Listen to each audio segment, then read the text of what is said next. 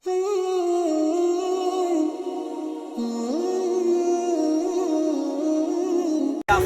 गजालिया की जलसे इस्लाम में हम लोग हाजिर हैं।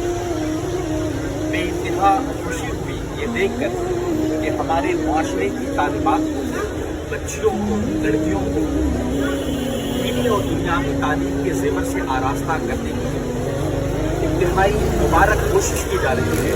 जामिया फातिमा गजालिया जो इमाम गजाली रहमतुल्लाह अलैह के नाम से मशहूर है, और सबसे बड़ी बात फातिमतुल ज़हरा सलामुल्लाह अलैहा के नाम से मशहूर है।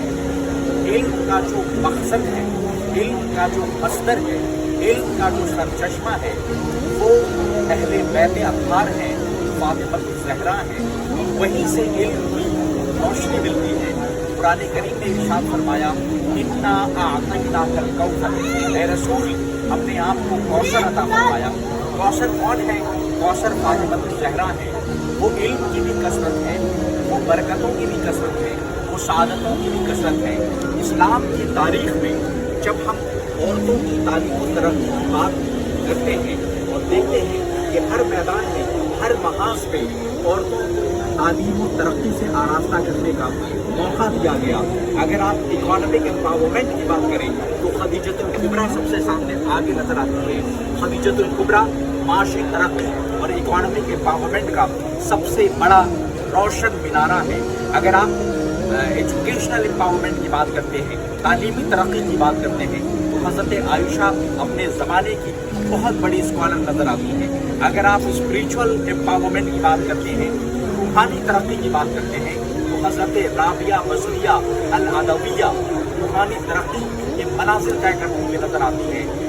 इस हद तक नज़र आती हैं कि हसन बसरी भी उनके शागिर्द नज़र आते हैं। और अगर आप पॉलिटिकल एम्पावरमेंट की बात करते हैं तो पॉलिटिकल एम्पावरमेंट, सियासी तरक्की में, सियासी इस्तेहकाम में हज़रत ज़ैनब रज़ियल्लाहु अन्हा का मकाम सबके सामने है। करबला के मैदान में वो सियासी फहम फरासत का, सियासी तदब्बुर का, पॉलिटिकल इंसाइट का एक शाहकार है। वो अहले बैत अत्हार से इल्म का नूर निकला है और फातिमतुल ज़हरा के ज़रिए, सलामुल्लाह अलैहा के ज़रिए इल्म की रोशनी आज जामिया फातिमा गजालिया तक नज़र आती है। और इमाम गजाली इस्लामिक साइंसेस और इस्लामी उलूम का एक बहुत बड़ा नाम है। आज उनका फैज़ यहाँ जारी है। बजता है इल्म का जो साज दोस्तों, बजता है इल्म का जो साज दोस्तों, ये भी उसी जज की है आवाज़ दोस्तों। तलबुल इल्मी फरीदतुन अला कुल्ली मुस्लिमिन व मुस्लिमा।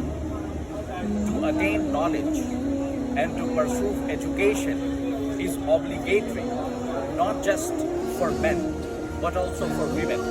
In fact, education and knowledge is more important, more significant, and more obligatory for women and girls in Islam. Why? Because if a man is educated, only he is educated. Only an individual is educated. But if a woman is educated, if a girl is educated, the entire society is educated, the entire community is educated, the entire home is educated.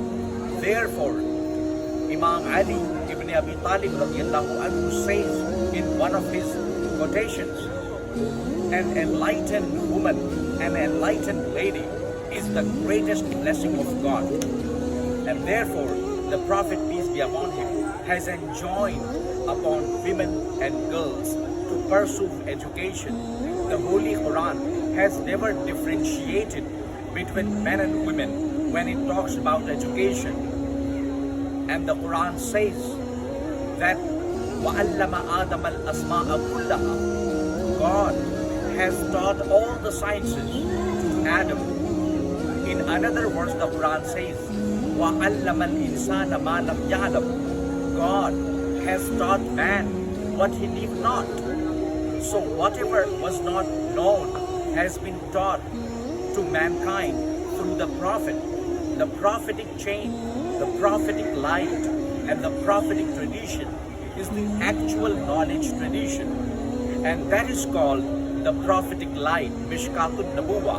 All Islamic sciences all Islamic studies and all Islamic branches of knowledge are borrowed from that light of the Prophet, peace be upon him.